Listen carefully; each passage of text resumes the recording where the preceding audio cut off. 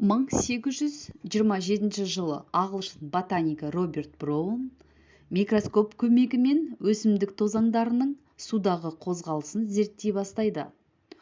Сонда ол үнемі тозаңдардың бейберекет қозғалатынын, өсімдік тозаңдары суда дірілдеп тұратындай қозғалысын байқайды. Біраз уақыт бұл құбылысты ешкім түсіндіре алмады, бірақ Браун бұл үздіксіз хаосты қозғалыстың болуын өсімдік тозаңдарының тірі екендігімен түсіндірді.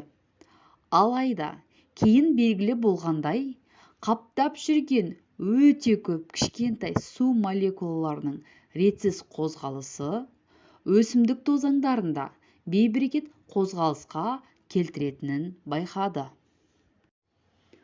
Сұйықта тұрған бөлшектердің қозғалысын экранда бақылайық. Осы бөлшек сұйық молекулаларымен соқтығыса отырып, хаосты бейберекет қозғалыс жасайды. Енді осы қозғалысты не анықтайды, соны қарастырайық. Ол үшін суретті үлкейтеміз.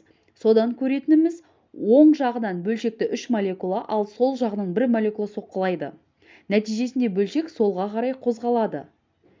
Келесі уақыт мезетіндегі соққылар тағы да симметриялы емес болғандықтан, бөлшек хаосты қозғалыс жасайды.